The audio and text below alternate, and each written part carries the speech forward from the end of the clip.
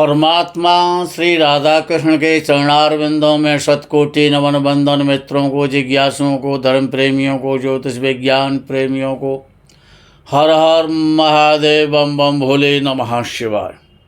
मित्रों, प्रायः प्रश्न आते हैं, पूछे जाते हैं, लोगों की जिज्ञासा होती है कि शादी के बाद का जीवन किस प्रकार का होगा। अच्छा, शादी के बाद हमको शादी करने से सुख मिलेगा या दुख मिलेगा। अच्छा, दुख तो कोई भी नहीं चाहता है। हर व्यक्ति, चाहे वो लड़का है चाहे वो लड़की है, वो शादी कर रहा है, उसके परिवार वाले शादी कर रहे हैं तो दाम्पत्य जीवन के सुखों की प्राप्ति के लिए कर रहे हैं। कुछ लोग ऐसा प्रश्न करते हैं कि शादी के बाद क्या हमारा भाग्योदय होगा, हमारे लिए हमारी पत्नी या पत्नी के लिए पति भाग्योदय कारक है कि नहीं है।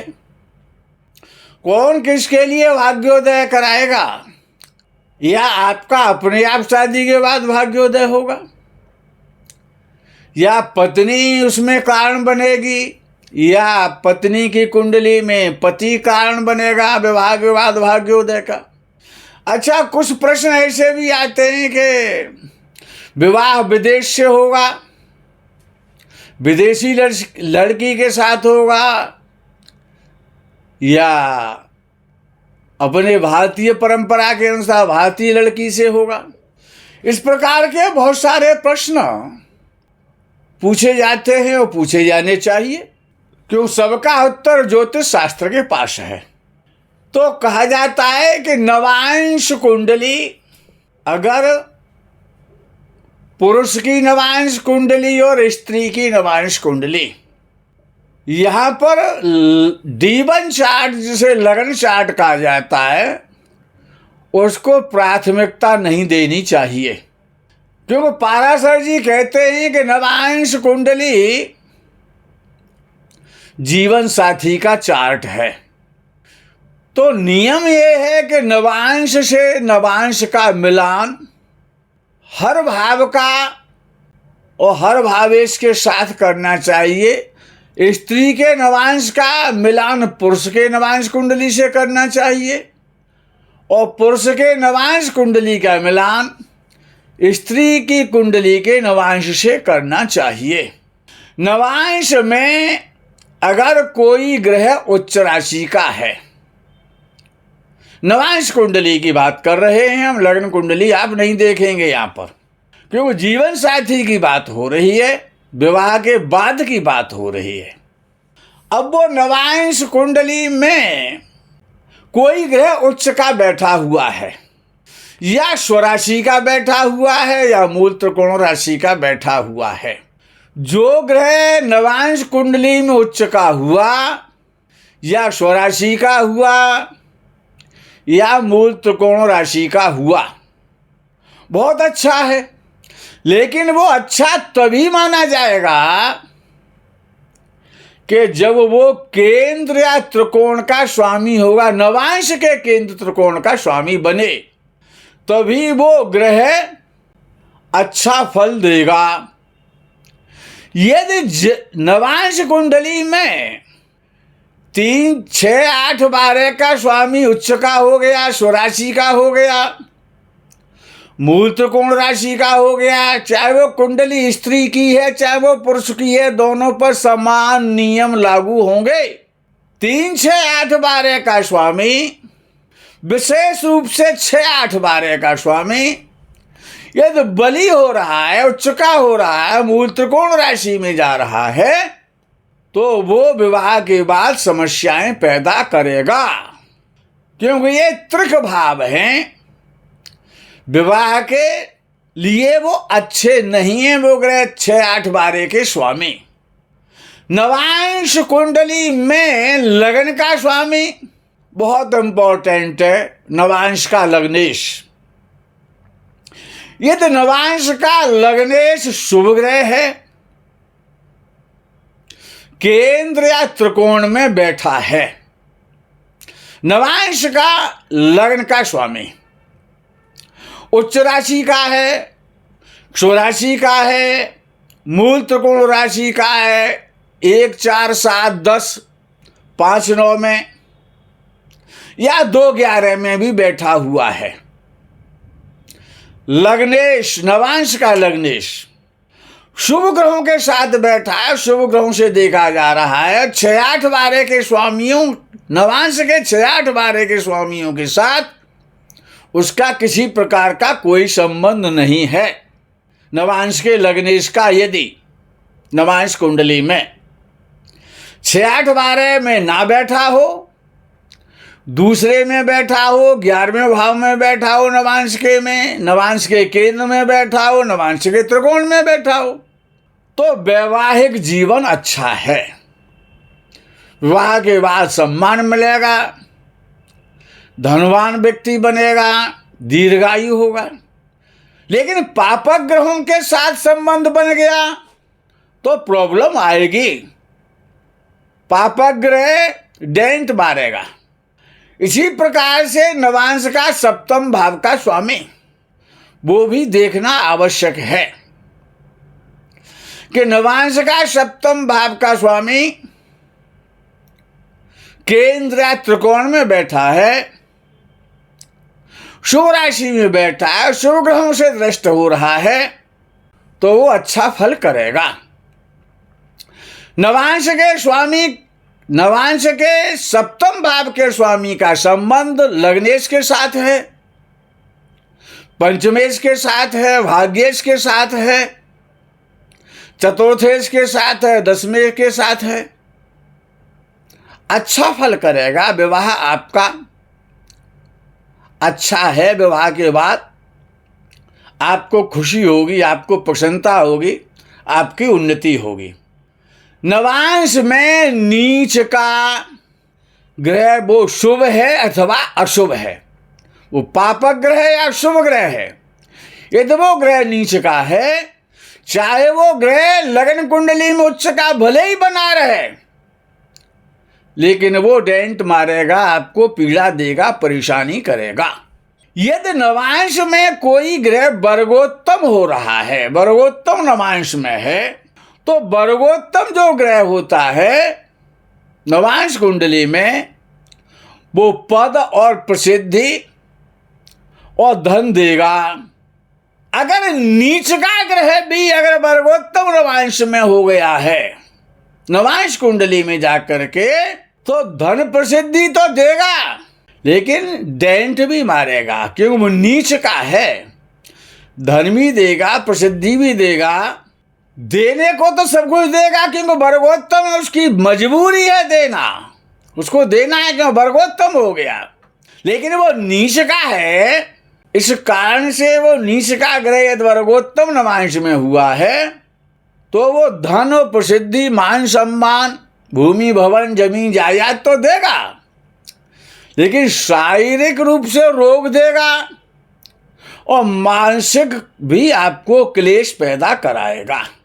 आगे का प्रश्न आता है कि विवाह विदेश में होगा, विदेशी के साथ होगा, या भारतीय पुरुष या स्त्री के साथ होगा। तो नवांश का जो सप्तम भाव है वो विवाह का भाव है।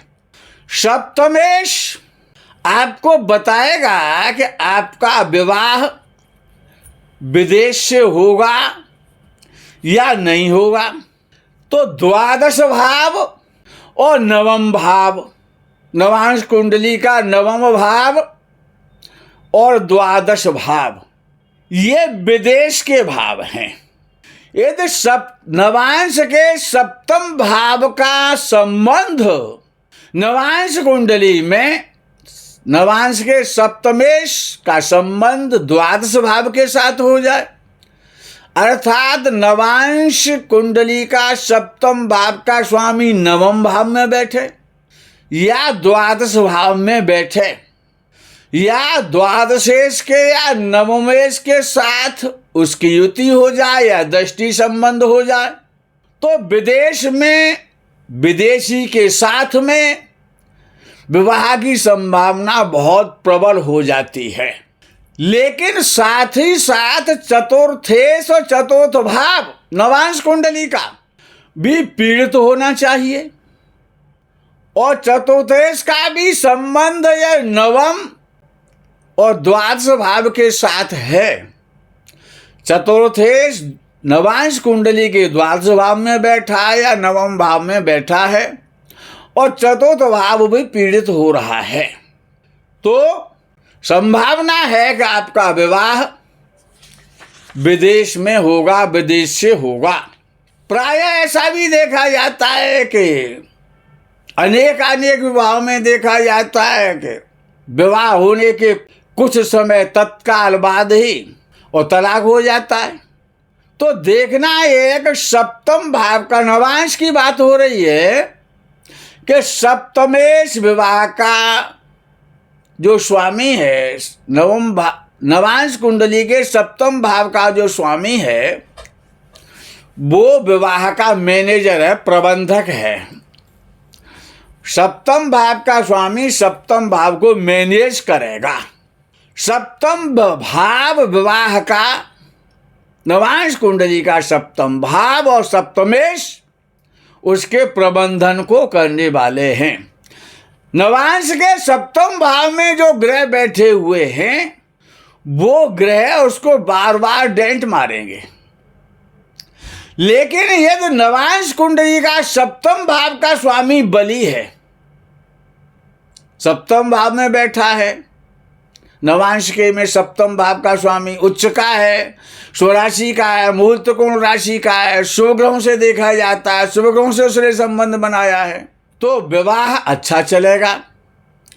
और सप्तम भाव का स्वामी चाहे वो स्त्री का चाहे वो पुरुष का है, यदि 6-8-12 में चला गया है, नवांश के में पापक ग्रह के साथ बैठा है, अपने भाव से 6-8-12 में चला गया है, या नवांश कुंडली के 6-8-12 में चला गया है, 6-8-12 के स्वामी से उसका संबंध है, पापक ग्रहों से भी संबंध हो रहा है, तो विवाह के बाद तलाक हो जाएगा, क्योंकि वो ग्रह विवाह को मैनेज नहीं कर पा रहा है। नवांश का लगन का स्वामी भी शुभ होना चाहिए, शुभ स्थिति में होना चाहिए, केंद्र त्रिकोण में होना चाहिए, पाप पीड़ित 6-8-12 के संबंध से नहीं होना चाहिए, और नवांश का सप्तमेश भी और शुभ स्थिति में हो तो आपका विवाह अच्छा चलेगा। अब विषय आता है कि आपका भाग्योदय होगा कि नहीं होगा विवाह के बाद, तो वो भी आपको नवांश से ही देखना पड़ेगा। नवांश का जो भाग्य स्थान का 9वें भाव का जो स्वामी है, जिसे आप भाग्येश कहते हैं, नवांश का भाग्येश, नवांश का भाग्येश नवांश कुंडली के 9वें भाव में ही बैठा है।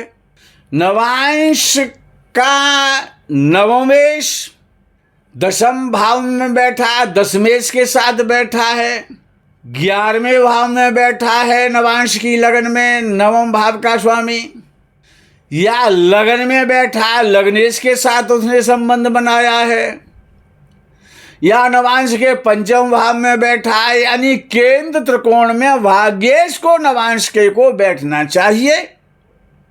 6-8-12 के साथ उसका कोई संबंध नहीं होना चाहिए, तो आपका भाग्योदय विवाह के बाद होगा। उच्च का है नवमेश नवांश का, स्वराशि का है, मूल त्रिकोण राशि का है, लग्नेश के साथ संबंध बनाया है, चतुर्थेश के साथ संबंध बनाया है, दशमेश के साथ संबंध बनाया है, पंचमेश के साथ उसने संबंध बना लिया है, तो आपका भाग्योदय विवाह के बाद होना निश्चित है। एक प्रश्न और आता है, नौजवान नहीं पूछते, वयोवृद्ध पूछा करते हैं, बहुत बार पूछा गया है कि हमारी मृत्यु पहले होगी कि हमारी पत्नी की मृत्यु पहले होगी। ऐसा लोग प्रश्न करते हैं वृद्धावस्था में जाकर के। हमारे पास ये प्रश्न आते हैं, अनेक दंपतियों के ऐसे प्रश्न हमने उनके आंसर दिए हैं। तो दोनों में से किसकी मृत्यु पहले होगी ये आपको नवांश कुंडली का अष्टम भाव का स्वामी पकड़ना होगा।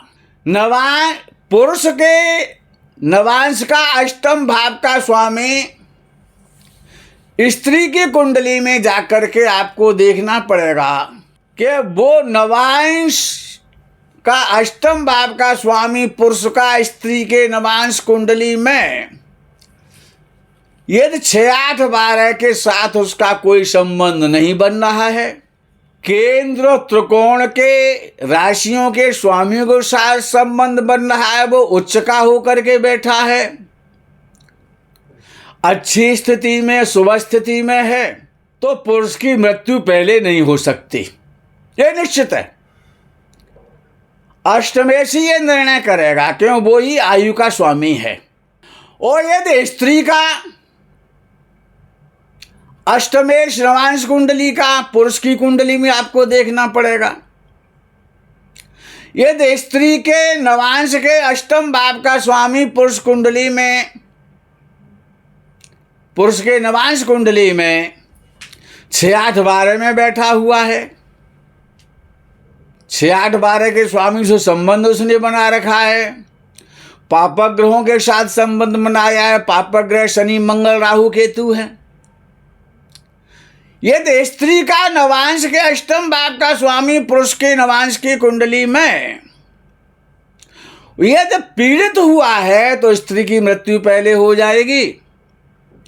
यदि पुरुष का पीड़ित हुआ, स्त्री का पीड़ित नहीं हो रहा है, तो पुरुष की मृत्यु पहले हो जाएगी। लेकिन एक दूसरे के नवांश का अष्टमेश एक दूसरे के नवांश में ही चेक करना होगा। कभी कभी ऐसा होता है कि दोनों के ही शुभ हैं, तो मृत्यु में बहुत कम अंतराल रहेगा, और एक का बली है और एक का कमजोर है, दोनों की कुंडली में चेक करने के बाद पता पड़ेगा। वो ही आपको जीवन और मृत्यु की बात बताएगा। तो जिसका कमजोर है वो पहले चला जाएगा, उसका उससे बिछोह हो जाएगा, क्योंकि अष्टम भाव मांगल्य का भाव है। पुरुष की कुंडली में स्त्री का मांगल्य है और स्त्री की कुंडली में पुरुष का मांगल्य है। और यह फॉर्मूला जो ज्योतिष शास्त्र के महर्षि पाराशर के हैं, ये बड़ा सटीक हैं और परीक्षित हैं। इनका आप प्रयोग करें। अच्छा, कुछ लोग ये भी पूछते हैं कि शादी के बाद सुख मिलेगा कि नहीं मिलेगा। तो दोनों के नवांश के चतुर्थ भाव और चतुर्थ भाव के स्वामियों को एक दूसरे के नवांश में चेक करना है। भाई, पुरुष स्त्री को सुख देगा या नहीं देगा? तो पुरुष के नवांश का चतुर्थ भाव का स्वामी चतुर्थेश, स्त्री की कुंडली जो नवांश कुंडली है स्त्री की, उसमें जाकर के चेक करो। यदि पुरुष के नवांश के चतुर्थ भाव का स्वामी स्त्री के नवांश कुंडली के केंद्र त्रिकोण में बैठा है, पापक ग्रह से पीड़ित नहीं हो रहा है, शत्रु राशि में नहीं है, मित्र राशि में है, स्वराशि में है, उच्च का है, तो पुरुष के द्वारा स्त्री को सुख मिलेगा। और यदि स्त्री का नवांश का स्वामी पुरुष की कुंडली में स्त्री के नवांश के चतुर्थ भाव का स्वामी, सुख की बात देखनी है कि पति के द्वारा मुझे सुख मिलेगा कि नहीं मिलेगा। तो स्त्री के चतुर्थ भाव का जो नवांश का स्वामी है वो पुरुष के नवांश कुंडली में आपको जाकर के चेक करना है। यदि वो अच्छी स्थिति में है, बढ़िया है, केंद्र त्रिकोण में नवांश के में बैठा हुआ है, तो दोनों ही सुखी रहेंगे। और जिसका नवांश का चतुर्थेश जिसकी कुंडली में पीड़ित हो जाएगा, वही उसको दुख देगा, कष्ट देगा, वही उसको क्लेश करेगा, पीड़ा देगा। मित्रों, आज के प्रकरण में यही विराम करते हैं। आगे के प्रकरण का आप इंतजार करें। तब तक के लिए हर हर महादेव, बम बम भोले नमः शिवाय। जय गौ माता की।